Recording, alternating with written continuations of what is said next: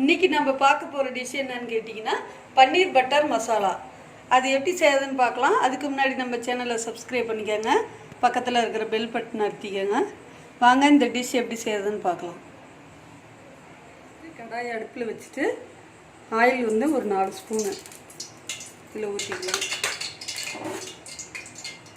Oil காய்ஞ்சதும் வெங்காயம், பெரிய வெங்காயம் வந்து ஒரு 5 வெங்காயம் கட் பண்ணி நீல வாக்கில் கட் பண்ணி இதிலே போட்டு நல்லா பொன்னிறமாக வர வரையும் வதக்கலாம்.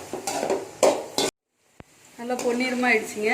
இந்த அளவு நல்ல வெங்காயம் எண்ணெயில் நல்லா வதங்கணும். இப்போ வந்து இந்த ஸ்டேஜில் வந்து தக்காளியை வந்து 2 தக்காளி, பெரிய சைஸ் தக்காளி 2 கட் பண்ணி இதிலேயே போட்டுக்கணும். இஞ்சி ஒரு பீஸ் போட்டுக்கலாம். பூண்டு வந்து ஒரு 5-6 பல்லு உரித்து இதிலே போட்டுக்கணும். பட்டை கொஞ்சம், அன்னாசி பூ விதை வந்து ஒரே ஒரு விதை, 2 கிராம்பு,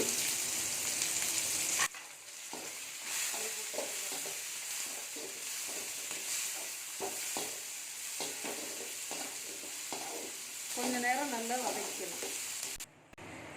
வதங்கிருச்சுங்க. இது நல்லா ஆற வச்சு மிக்சியில் போட்டு அரைச்சிக்கலாம். ஜாரில் எல்லாமே போட்டாச்சுங்க. இப்போ இதை அரைச்சிக்கலாம். அரைச்சாச்சுங்க, நல்லா நைஸாக அரைச்சாச்சு. இப்போ வந்து கடாயில் ஆயில் கொஞ்சம் விட்டு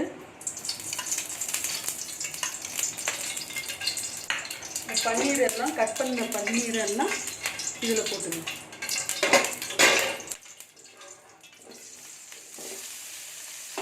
போட்டு நல்லா கொஞ்சம் பொன்னிறமாக வர வரையும் வறுத்துங்க.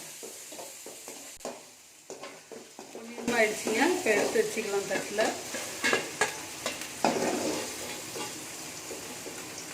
இந்தமாரி பொன்னிறமாக வறுத்து எடுத்துக்கலாம்.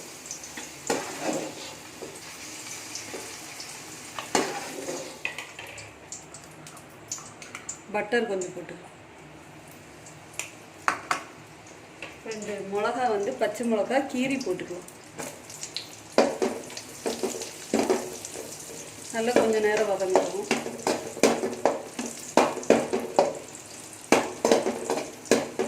ஊற்றி கறி மசாலா வந்து 1 ஸ்பூனு, மல்லித்தூள் வீட்டில் அரைச்ச மல்லித்தூள் 2 ஸ்பூனு, மிளகாத்தூள் 1/2 ஸ்பூனு இதுலேயே எல்லாம் போட்டுக்கலாம். போட்டு இது வதங்கினதும் இப்போ வந்து அரைச்ச மசாலாவை இதில் போட்டுக்கலாம்.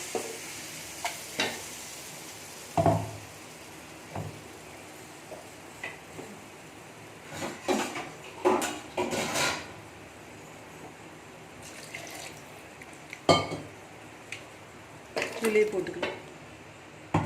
தண்ணி கொஞ்சம் ஊற்றிக்கலாம்.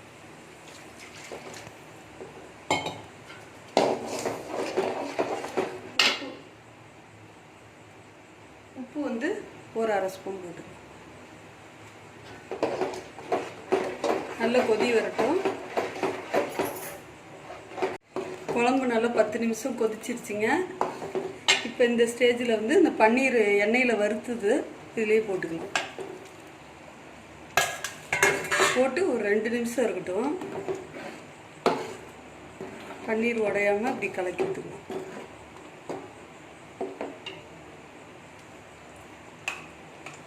இதுலேயே பட்டர் இன்னும் கொஞ்சம் இதில் போட்டுக்கலாம்.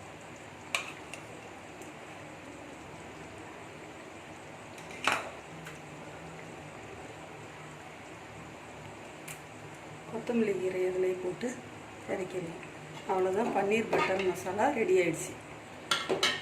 நம்ம சேனல் பிடிச்சிருந்தா லைக் பண்ணுங்கள், ஷேர் பண்ணுங்கள், சப்ஸ்கிரைப் பண்ணுங்கள், பக்கத்தில் இருக்கிற பெல் பட்டன் அழுத்துங்க.